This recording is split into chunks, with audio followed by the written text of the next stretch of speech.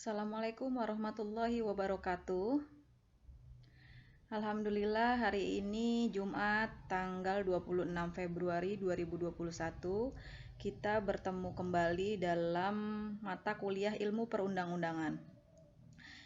Sebagaimana yang telah dijelaskan minggu kemarin dalam pertemuan pertama, yaitu mengenai pengertian-pengertian dari ilmu perundang-undangan itu sendiri.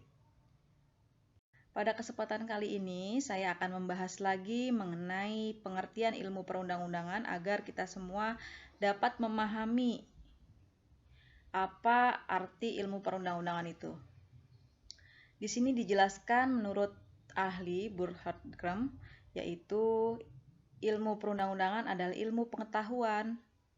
Perundang-undangan adalah ilmu pengetahuan tentang pembentukan peraturan negara yang merupakan ilmu yang bersifat interdisipliner. Ilmu perundang-undangan juga berhubungan dengan ilmu politik dan sosial. Secara garis besar, bahwa dibagi menjadi dua, yaitu teori perundang-undangan dan ilmu perundang-undangan. Di mana teori perundang-undangan itu yaitu berorientasi pada mencari kejelasan dan kemurnian makna atau pengertian-pengertian dan bersifat kognitif. Sedangkan ilmu perundang-undangan berorientasi pada melakukan perbuatan dalam hal pembentukan peraturan perundang-undangan dan bersifat normatif. Dasar hukum dari perundang-undangan itu sendiri dapat dilihat bahwa sini terdapat dalam pasal 22, 20, pasal 21 Undang-Undang Dasar Negara Republik Indonesia tahun 1945, kemudian terdapat pada Undang-Undang Nomor 12 tahun 2011 tentang pembentukan peraturan perundang-undangan. Tak ada tambahan juga, tambahan Lembaran Negara Republik Indonesia Nomor 5234 dan Undang-Undang Republik Indonesia Nomor 17 Tahun 2014 tentang Majelis Permusyawaratan Rakyat, Dewan Perwakilan Rakyat, Dewan Perwakilan Daerah, dan Dewan Perwakilan Rakyat Daerah. Kemudian dasar hukum perundang-undangan juga diatur dalam Peraturan Menteri Dalam Negeri Nomor 80 Tahun 2015 tentang Hukum Daerah, yaitu Berita Negara Republik Indonesia tahun 2015 Nomor 2006. Dapat kita lihat bahwa fungsi peraturan perundang-undangan yaitu memiliki dua fungsi internal dan fungsi eksternal. Di mana fungsi internal yaitu fungsi peraturan perundang-undangan sebagai subsistem hukum terhadap sistem kaidah hukum pada umumnya secara internal. Secara internal, peraturan undang-undang menjalankan beberapa fungsi menciptakan hukum, fungsi pembaharuan hukum, fungsi integrasi, fungsi kepastian hukum. Sedangkan fungsi eksternal disebut sebagai fungsi sosial hukum yang meliputi fungsi perubahan, fungsi stabilitas, fungsi kemudahan. Mengapa? Karena berbagai pertimbangan yang sudah disebut, fungsi eksternal ini dapat dibedakan yaitu menjadi fungsi perubahan, fungsi stabilitas, dan fungsi kemudahan. Dapat kita lihat bahwa jenis peraturan perundang-undangan yaitu meliputi apa saja, yaitu jenis peraturan perundang-undangan, kemudian yang berwenang menetapkan dan mengesahkan, dan materi muatan yang diatur. Di sini dilihat dari bagan yang sudah dibuat, yaitu jenis peraturan perundang-undangan, Undang-Undang Dasar Negara Republik Indonesia tahun 1945 yang berwenang menetapkan atau mengesahkan, yaitu ditetapkan oleh MPR, terdiri dari anggota DPR, dan materi muatan yang diatur adalah materi muatan Undang-Undang 1945 meliputi jaminan hak asasi manusia bagi setiap warga negara, prinsip-prinsip dan dasar negara, tujuan negara, dan sebagainya. Kemudian jenis peraturan perundang-undangan mengenai ketetapan MPR, undang-undang, peraturan pemerintah pengganti undang-undang, peraturan pemerintah, dan yang berwenang menetapkannya dan mengesahkannya itu ditetapkan oleh MPR, tergantung dari jenis peraturan perundang-undangan itu sendiri. Nanti bisa dibaca lebih lanjut karena PowerPoint ini akan saya bagikan di grup. Nah, ini juga ada peraturan presiden, peraturan daerah, peraturan kabupaten. Nanti lebih lanjutnya bisa dibaca ya. Kemudian, asas pembentukan peraturan perundang-undangan. Dapat dilihat bahwa Pasal 5 Undang-Undang Nomor 12 Tahun 2011 dalam pembentukan peraturan perundang-undangan harus dilakukan berdasarkan pada pembentukan peraturan perundang-undangan yang baik, yaitu meliputi apa saja? Itu meliputi tujuan, meliputi kelembagaan atau pejabat yang membentuk pembentukannya yang tepat, kemudian kesesuaian antara jenis, hierarki, dan materi muatannya. Jenis tujuannya apa saja? Bahwa setiap pembentukan peraturan perundang-undangan harus mencapai tujuan yang jelas yang hendak dicapai. Bahwa setiap peraturan perundang-undangan harus dibuat oleh lembaga negara dan pejabat pembentuk peraturan perundang-undangan yang berwenang. Bahwa dalam setiap pembuatan peraturan perundang-undangan harus benar-benar memperhatikan materi muatan yang tepat sesuai dengan jenis dan hierarki peraturan perundang-undangan.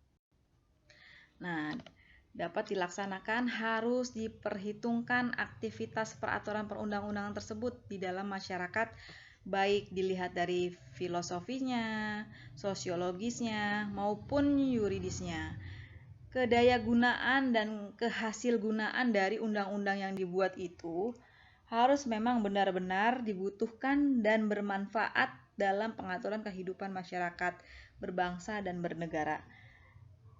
Kemudian juga harus diperhatikan bahwa kejelasan dari rumusan undang-undang yang dibuat itu harus memenuhi persyaratan teknis, penyusunan yang sesuai, penyusunan peraturan perundang-undangan yang sistematis, pilihan kata-kata, istilah, serta bahasa hukum yang jelas dan mudah dimengerti sehingga tidak menimbulkan berbagai macam interpretasi dalam pelaksanaannya dan dapat dipahami oleh berbagai pihak.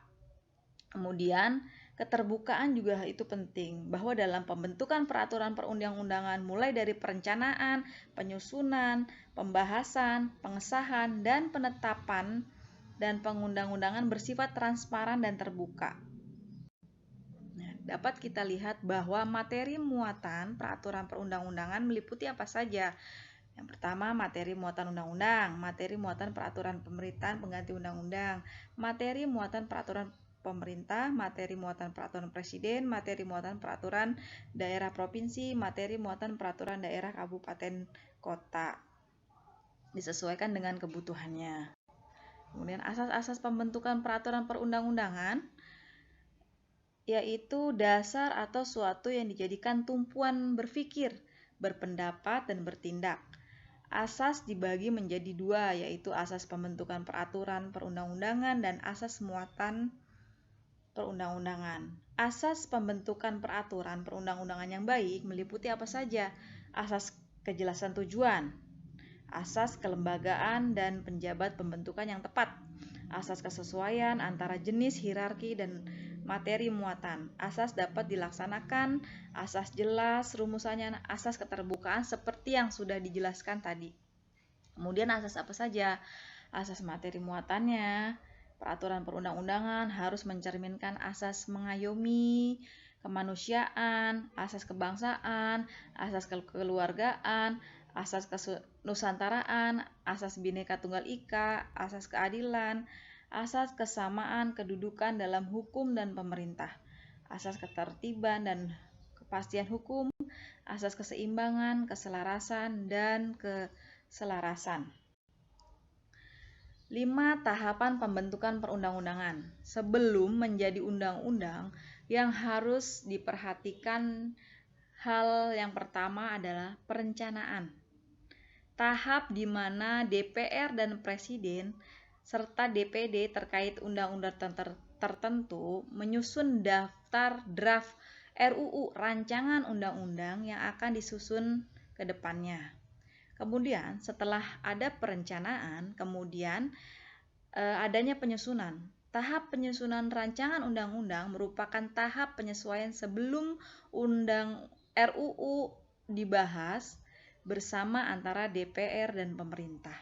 Kemudian tahapan selanjutnya adalah pembahasan. Pembahasan materi rancangan undang-undang antara DPR dan Presiden, juga dengan DPD, khususnya topik-topik tertentu. Kemudian setelah pembahasan, baru yaitu pengesahan. Setelah ada persetujuan bersama antara DPR dan Presiden terkait rancangan undang-undang yang dibahas bersama, Presiden mengesahkan rancangan undang-undang tersebut dengan cara membubuhkan tanda tangan pada naskah rancangan undang-undang. Setelah semuanya menyetujui pengesahan undang-undang, rancangan undang-undang dan mengundang-undangkannya, dapat menetapkan undang-undang yang telah disahkan ke dalam lembaga negara, yaitu untuk batang tubuh undang-undang dan tambahan lembaran negara, yakni untuk penjelasan undang-undang dan lampirannya jika ada. Nah, di sini juga bisa dilihat gambaran bahwa penyusunan peraturan perundang-undangan dapat berasal dari DPR atau Presiden. Ini penyusunannya peraturan pemerintah penggantian undang-undang harus diajukan Dewan Perwakilan Rakyat dalam persidangan berikutnya. Kemudian penyusunan peraturan pemerintah, pemerakasannya itu membentuk panitia antar kementerian atau lembaga pemerintahan non-kementerian. Kemudian penyusunannya peraturan presiden, pemerakasannya pembentuk panitia antar kementerian dan antar non-kementerian. Penyusunan peraturan daerah provinsi dan penyusunan peraturan daerah kabupaten kota sesuai dengan kebutuhannya. Kemudian pembahasan dan pengesahan rancangan undang-undang. Setelah pembahasan rancangan undang-undang dilakukan oleh Dewan Perwakilan Rakyat bersama Presiden atau menteri yang ditugaskan dalam hal ini adalah kementerian yang terkait dengan topik rancangan undang-undang. Pengesahannya, rancangan undang-undang disahkan oleh Presiden dengan membubuhkan tanda tangan dalam jangka waktu paling lama 30 hari terhitung sejak rancangan undang-undang disetujui oleh DPR dan Presiden. Nah, perubahan peraturan perundang-undangan. Jika ada perubahan perundang-undangan dilakukan dengan menyisipkan atau menambahkan materi ke dalam peraturan perundang-undangan. 2. Menghapus atau mengganti sebagian materi peraturan perundang-undangan. Perubahan yang kedua yaitu perubahan peraturan perundang-undangan dapat dilakukan terhadap seluruh atau sebagian buku, bab, bagian, paragraf, pasal, dan ayat, serta kata, frase, istilah, kalimat, angka, dan tanda baca jika pemahamannya tidak dapat dipahami oleh orang yang membacanya. Nah, yang ketiga, jika peraturan perundang-undangan yang diubah mempunyai nama singkat, peraturan perundang-undangan dapat digunakan nama singkat peraturan perundang-undangan yang diubah. Kemudian ini juga ada pada dasarnya pada batang tubuh peraturan perundang-undangan, perubahan terdiri dari 2 pasal ditulis dengan angka Romawi, yaitu jika materi perubahan lebih dari 1, setiap materi perubahan lebih dari 1, setiap materi perubahan dirinci dengan menggunakan angka Arab. Jika peraturan perundang-undangan telah diubah lebih dari 1 kali. Pasal 2 menentukan ketentuan tentang saat mulai berlaku. Nah, kemudian jika ada peraturan perundang-undangan ditambah bab, bagian, paragraf, dan pasal baru, itu harus menyisipkan bab, menyisipkan pasal. Kemudian jika dalam satu pasal yang terdiri dari beberapa ayat disisipkan ayat baru, penulisan ayat baru tersebut diawali dengan angka Arab sesuai dengan angka ayat yang disisipkan dan ditambah. Jika suatu perubahan perundang-undangan mengakibatkan sistem peraturan perundang-undangan berubah, materi peraturan perundang-undangan berubah, lebih dari 50% efek esensianya berubah.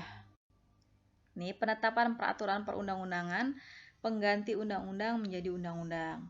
Bagian tubuh undang-undang tentang penetapan peraturan perundang-undangan mengganti undang-undang menjadi undang-undang pada dasarnya terdiri dari 2 pasal dengan angka Arab yang ditulis yaitu sebagai berikut. 1.